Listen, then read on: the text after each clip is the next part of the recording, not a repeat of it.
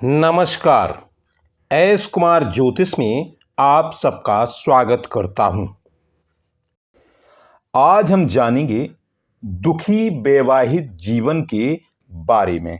यानी कि ऐसे योगों के बारे में जो जातक या जातिका के जीवन को नर्क बना देते हैं। तो आइए जानते हैं दुखी वैवाहिक जीवन के योगों के बारे में। यदि कुंडली में दूसरे भाव में, सप्तम भाव में या 11वें भाव में सूर्य बैठा हो और क्षीण चंद्रमा यानी कि बलहीन चंद्रमा नीच राशिगत बैठा हो और उसका संबंध 6वें भाव, 10वें भाव या 12वें भाव के स्वामी से हो, यानी कि या तो वो 6वें भाव के स्वामी के साथ बैठा हो या 10वें भाव के स्वामी के साथ बैठा हो या 12वें भाव के स्वामी के साथ बैठा हो और सप्तम भाव में राहु, शनि, मंगल में से कोई भी पाप ग्रह बैठा हो, तो यह योग ऐसे जातक या जातिका का जीवन दुखमय बना देते हैं, यानी कि वैवाहिक जीवन नरक बना देते हैं। और इसी प्रकार यदि मंगल या तो सूर्य के साथ बैठकर अस्त हो गया हो या नीच राशि में बैठा हो और मंगल 6, 8, 12 भाव में बैठा हो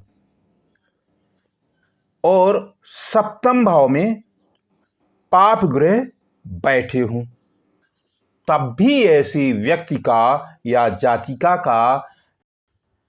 जीवन नरक हो जाता है, यानी कि वैवाहिक जीवन नरक हो जाता है।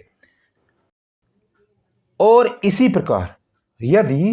किसी जातक या जातिका की कुंडली में शुक्र और चंद्रमा मंगल या शनि के साथ बैठे हों या मंगल शनि की इन पर दृष्टि पड़ रही हो और सप्तमेश और एकादशेश यानी कि सप्तम भाव का स्वामी और एकादश भाव का स्वामी नीच राशि में बैठा हो, यानी कि नीच राशिगत हो और उन पर पाप ग्रहों की दृष्टि पड़ रही हो और पाप ग्रह शनि सप्तम भाव में बैठा हो या उसकी सप्तम भाव पर दृष्टि पड़ रही हो, तो यह योग ऐसे वैवाहिक जीवन को, यानी ऐसे जातक और जातिका के वैवाहिक जीवन को नरक बना देता है, यानी कि इनका जीवन दुखमय हो जाता है। यह दुखी वैवाहिक जीवन का एक बहुत ही बुरा योग माना जाता है। और इसी प्रकार यदि किसी जातक या जातिका की कुंडली में चंद्रमा मंगल की युति बन रही हो और वह सप्तम भाव में हो, यानी कि सप्तम भाव में चंद्रमा और मंगल बैठे हों, यानी कि युति बना रहे हों और गुरु से, यानी कि गुरु कुंडली में जहां बैठा हो उससे 6वें भाव में चंद्रमा बैठा हो, यानी गुरु दूसरे भाव में होना चाहिए और चंद्रमा और मंगल पर शनि की दृष्टि पड़ रही हो और सप्तम भाव का स्वामी यानी सप्तमेश पर पाप ग्रहों की दृष्टि पड़ रही हो, यानी शनि और राहु की उस पर दृष्टि अवश्य पड़ रही हो, तो ऐसे व्यक्ति या स्त्री का वैवाहिक जीवन बहुत ही दुखमय व्यतीत होता है।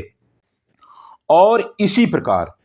यदि किसी जातक या जातिका की कुंडली में सप्तम भाव का कारक ग्रह शुक्र और लग्नेश, यानी कि लग्न भाव के स्वामी लग्नेश पर पाप ग्रहों की दृष्टि हो, यानी कि शुक्र पर और लग्न के स्वामी लग्नेश पर पाप ग्रहों राहु, शनि, मंगल में से कोई भी पाप ग्रह की दृष्टि हो या उनके साथ बैठा हो। यह योग जातक या जातिका का वैवाहिक जीवन नरक बना देता है, यानी बड़ा ही कष्टमय बना देता है। तो यह वीडियो यहीं तक, फिर मिलेंगे अगली वीडियो में। धन्यवाद।